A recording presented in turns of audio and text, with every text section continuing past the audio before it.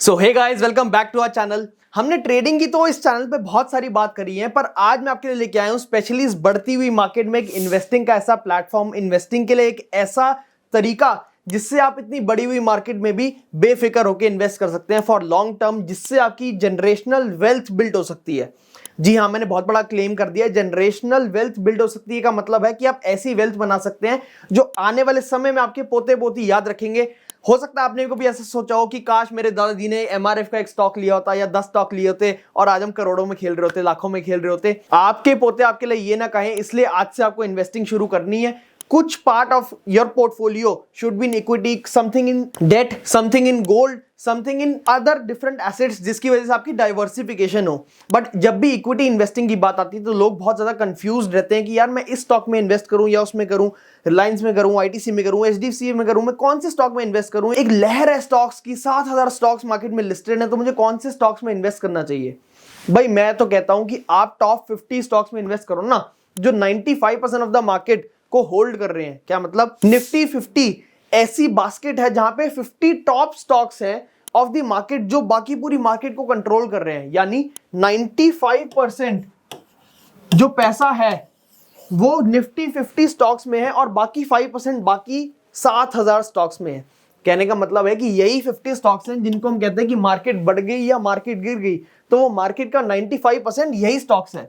अब यार आप कहोगे यार 50 स्टॉक में कैसे इन्वेस्ट करूं? एक रिलायंस है, एक एचडीएफसी है, एक आईटीसी है, एक लेट्स से आईसीआईसीआई बैंक है। इतने सारे स्टॉक्स हैं, इनमें इन्वेस्ट करने के लिए इतनी सारी कैपिटल चाहिए, लाखों करोड़ों की कैपिटल मुझे हर महीने चाहिए इन्वेस्ट करने के लिए। भाई अगर मेरे पास इतने पैसे होते तो मैं आपकी बात थोड़ी सुन रहा होता, मैं कोई एक एक स्टॉक में इन्वेस्ट थोड़ी कर रहा होता। अगर आपको कम पैसों में इन सब स्टॉक्स में 95% ऑफ द मार्केट को जो होल्ड कर रहे हैं, अगर आपको उसमें इन्वेस्ट करना है तो एक बहुत ही बढ़िया आपके पास वे है एंड उसका नाम है ETF। अब ये ETF आजकल सुना तो बहुत लोगों ने हुआ है, बट इसका रियल मतलब आज हम आपको इस वीडियो में from basic till the very advance बताने वाले हैं कि ETF होता क्या है, इसमें आप इन्वेस्ट कैसे कर सकते हैं एंड इसमें आप किस तरीके से अपनी वेल्थ को और स्पीडली बूस्ट कर सकते हैं। सबसे पहले हम समझ लेते हैं ETF की फुल फॉर्म क्या होती है। ETF का मतलब, ETF की फुल फॉर्म होती है एक्सचेंज ट्रेडेड फंड। एक ऐसा फंड, पहली बात क्या होता है, बहुत सारे लोगों ने जब पैसा इकट्ठा किया तो हमने उसको पूल कर दिया, उसको बोला फंड। ये हो गई हमारी F। T का मतलब क्या है? ट्रेडेड, यानी हर समय सेकेंडरी मार्केट पे वो ट्रेड करता है। ये हो गया हमारा ट्रेडेड। एक्सचेंज यानी हमारे एक्सचेंज पे, ओटीसी मार्केट में नहीं, एक्सचेंज में ट्रेड करता है। एक्सचेंज पे ट्रेड करे जाने वाला फंड को हम कहते हैं एक्सचेंज ट्रेडेड फंड। अब लेट्स से कोई कंपनी है एबीसी कंपनी ने अपना एक फंड निकाला एंड बोला छोटे छोटे इन्वेस्टर्स को कि यार आप लोग सारे इन्वेस्ट करो एंड आपके बिहाफ पे मैं मार्केट में इन्वेस्ट करूंगा based on an ETF and आपको रिटर्न्स दूंगा उसके अंडरलाइन के। क्या मतलब? लेट्स से एबीसी ने 100 डिफरेंट इन्वेस्टर्स को इकट्ठा किया एंड सबसे 100 रुपीज ले लिए ईच, तो टोटल फंड के कितने पैसे हुए? 100 टाइम्स 100, दैट मीन्स 10,000 रुपीज। अब फंड ने कहा मेरे पास 10,000 रुपए इन्वेस्ट करने को, इसको हम करोड़ में कर सकते हैं कि 100 इंटू 100 करोड़ इज 10,000 करोड़। तो अब उसके पास 10,000 रुपए हैं एंड उसने हाइपोथेटिकली सारे 50 स्टॉक्स में इन्वेस्ट करना है, तो वो क्या कहेगा? वो एक निफ्टी 50 का ETF बना लेगा। क्या मतलब? वो इस 10,000 करोड़ से या 10,000 से निफ्टी के अलग अलग stocks in the same proportion खरीदेगा जो निफ्टी 50 के प्रोपोर्शन में है। लेट्स से अगर रिलायंस का प्रोपोर्शन 10% है, एग्जांपल है, रिलायंस का प्रोपोर्शन अगर 10% है निफ्टी में, तो वो 10,000 का 10% यानी 1,000 रुपए का रिलायंस का स्टॉक खरीद लेगा। अब क्योंकि 1,000 का स्टॉक आता नहीं है तो मैंने आपको बोला एक एग्जांपल है, आप समझ लो कि ये 10,000 करोड़ है, तो वो 1,000 करोड़ रुपए में जितने स्टॉक्स आएंगे रिलायंस के वो खरीद लेगा। फिर लेट्स से एचडीएफसी बैंक का 9% है, तो 9% ऑफ 10,000 यानी 900 रुपीज या 900 करोड़ का वो एचडीएफसी बैंक खरीद लेगा। एंड सिमिलरली इसी परसेंटेज में, अलग अलग परसेंटेज में, जिस परसेंटेज में निफ्टी के स्टॉक्स हैं वो अपने फंड में से उसमें एलोकेट कर देगा। अब इससे क्या होगा? अगर निफ्टी 1% ऊपर गई, क्या मतलब? अगर निफ्टी के सारे स्टॉक्स ने ऑन एन एवरेज 1% का अप मूवमेंट दिखाया तो ये ETF का प्राइस भी 1% बढ़ जाएगा। अब आप कहोगे यार मैं कितने पैसे इन्वेस्ट कर सकता हूं? That depends on the NAV, net asset value of that fund. Net asset value, अगर NAV 100 रुपीज है तो इसका मतलब आप 100 रुपए में उस फंड में पैसे लगा के उन 50 स्टॉक्स में इन्वेस्टमेंट कर रहे हो। तो अगर वो निफ्टी 1% ऊपर गई तो आपके एनएवी की वैल्यू 100 से 101 हो जाएगी, मतलब 100 से 101 रुपए हो जाएगी, 1% का गेन मिल जाएगा। लेट्स से 10% अगर निफ्टी बढ़ी तो आपको 100 से 110 रुपीज मिल जाएंगे, 110 रुपए हो जाएगी वैल्यू। एंड सिमिलरली आप ऐसे इसमें इन्वेस्ट करते रहेंगे तो आपके पैसे बढ़ते रहेंगे। अब आप इसमें इन्वेस्ट कैसे कर सकते हैं? बहुत सारी कंपनीज ऐसे ईटीएफ्स बनाती हैं जो बहुत बड़े बड़े डिफरेंट अंडरलाइंग पे होते हैं। हो सकता है कोई मिड कैप इंडेक्स पे बनाए, कोई निफ्टी इंडेक्स पे बनाए, कोई स्मॉल कैप इंडेक्स पे बनाए, कोई निफ्टी 250 पे बनाए, स्मॉल कैप 250 पे बनाए, लार्ज कैप 250 पे बनाए, मिड कैप 100 पे बनाए। अलग अलग इंडेक्स के अलग अलग फंड होते हैं, अलग अलग फंड्स के अलग अलग कंपनीज होती हैं। फॉर एग्जाम्पल निफ्टी 20 जो है,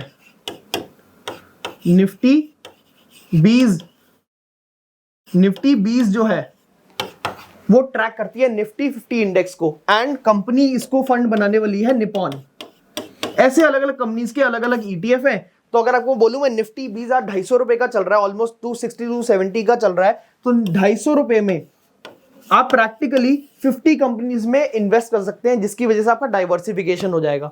इससे फायदा क्या है? इससे फायदा यह है कि इंडिया की टॉप कंपनीज में आप इन्वेस्ट कर रहे हो तो आपके पैसे लॉन्ग टर्म में 10 साल में 20 साल में ग्रो करेंगे उसी स्पीड से जिस स्पीड से मोटा भाई यानी रिलायंस का शेयर ग्रो करेगा, उसी स्पीड से ग्रो करेंगे जिस स्पीड से एचडीएफसी बैंक ग्रो करेगा। And in the same proportion अलग अलग स्टॉक्स जो इंडिया की टॉप कंपनीज है आप उसमें इन्वेस्ट कर रहे हो तो आपकी ग्रोथ उसी परसेंटेज में आएगी जिस परसेंटेज में वो वाले कंपनीज या वो वाले बिजनेसेस ग्रो करेंगे। ऑल्सो ईटीएफ का एक और फायदा है, लेट्स से 50th कंपनी जो है वो अच्छा परफॉर्म नहीं कर रही, निफ्टी क्या कहेगा कि यार इसको बाहर निकालो और जो इससे बेटर परफॉर्म कर रहा है, जिसकी रैंकिंग आज 51 है, उसको इसके अंदर डाल दो।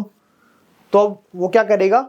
जैसे ही निफ्टी के कॉन्स्टिट्यूएंट्स चेंज हुए, यानी जैसे ही निफ्टी के जो घर वाले हैं, जो 50 कंपनीज है वो बदली, वैसे ही ईटीएफ में भी बदल जाएगी।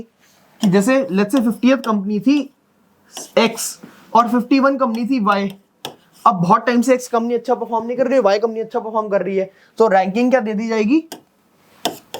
50 को दे दी जाएगी 51 और 51 को दे दी जाएगी 50। तो ये आ जाएगा निफ्टी 50 में और ये बाहर हो जाएगा निफ्टी 50 से। अच्छा, इससे हमें एक और बहुत बढ़िया फायदा है, वो क्या कि यार अगर आप अपनी मर्जी से इन्वेस्ट कर रहे हो तो आपको नहीं पता है कंपनी अच्छा परफॉर्म कर रही है अब कि नहीं कर रही है, आपको हर समय वो ट्रैक करना पड़ेगा।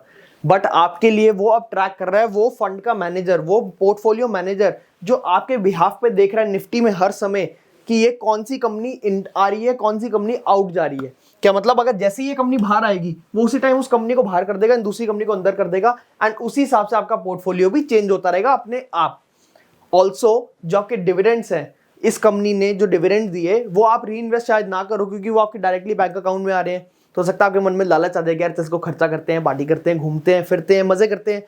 पर ईटीएफ का जो पोर्टफोलियो मैनेजर है वो आपके डिविडेंड्स को भी री इन्वेस्ट करेगा, जिसकी वजह से आपका जो रिटर्न है वो अंडरलाइंग से भी थोड़ा ज्यादा आएगा, क्योंकि अंडरलाइंग का जो रिटर्न है उसमें डिविडेंड्स की कैलकुलेशन नहीं होती एंड वो आपके बैंक अकाउंट में आता है। बट ईटीएफ में वो री इन्वेस्ट हो रहा है, जिसकी वजह से ओवर द लॉन्ग टर्म 10 साल 5 साल 20 साल 30 साल में बहुत ज्यादा रिटर्न का फर्क हो जाएगा। लेट्स से अगर आपके 5 करोड़ रुपए बन रहे हैं 20 साल में 30 साल में, तो वो डिविडेंड री इन्वेस्टमेंट की वजह से 8 करोड़ 9 करोड़ भी हो सकते हैं। And this is just an understatement, मैं कम बता रहा हूं, इससे ज्यादा भी हो सकते हैं। तो ये पावर है इन्वेस्टिंग की, स्पेशली डिविडेंड री इन्वेस्टमेंट की एंड ईटीएफ की। अब ईटीएफ और म्यूचुअल फंड में क्या फर्क होता है? म्यूचुअल फंड भी कुछ ऐसे ही हैं, बट वो अंडरलाइन को ट्रैक नहीं करते, वो एक्टिव पोजीशंस लेते हैं। अगर आपको थोड़ी बहुत भी नॉलेज है तो आपको समझ आ गई होगी मैं क्या बताना चाह रहा हूं कि एक्टिव पोजीशन और पैसिव पोजीशन में जितना ही फर्क है उतना ही फर्क है ईटीएफ और म्यूचुअल फंड में। अगर आपको ETF investing versus mutual fund investing को समझना है तो do let us know in the comments down below, and आपके लिए डेडिकेटेड वीडियो एकदम फुल डिटेल में हम लेके आएंगे। दोनों के pros and cons, advantage and disadvantage आपको बताने की कोशिश करेंगे। एंड लेट अस नो कौन से सिटी से ये वीडियो देख रहे हैं ताकि हमें समझ आए कि आप लास्ट तक वीडियो देखते हैं एंड समझते हैं। अगर आपके पास कोई डाउट है तो do let us know in the comments down below, we will answer you and I hope you like this video and gain something useful out of it. अगर आपको वीडियो अच्छी लगी होगी तो वीडियो को लाइक करते जाना, चैनल को सब्सक्राइब करते जाना, एंड इन दी एंड अगर आपको ईटीएफ के कुछ एग्जांपल्स चाहिए तो वो भी हमें बता देना ताकि हम आपके लिए एक फुल डेडिकेटेड ईटीएफ की वीडियो लेके आ पाए और आपको बता पाए कौन से कैप्स के लिए, कौन से कैपिटल के लिए कौन से ईटीएफ अच्छे रहेंगे। Thank you.